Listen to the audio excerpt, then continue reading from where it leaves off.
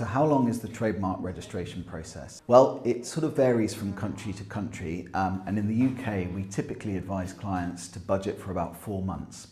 The first month is usually taken up with the examination. That's when the Intellectual Property Office looks at your trademark application and decides whether it's sufficiently distinctive or whether it's too descriptive.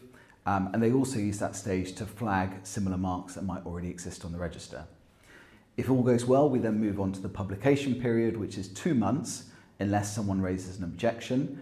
And the aim really is that you get through that period without anyone flagging a similar mark. After that, it's best to wait for about a month for the trademark to be fully processed and the registration certificate to be issued. So 4 months is the best sort of rule of thumb. In other jurisdictions, it can take longer. In the EU, it's more like 5 to 6 months, and beyond that, it can take up to a year.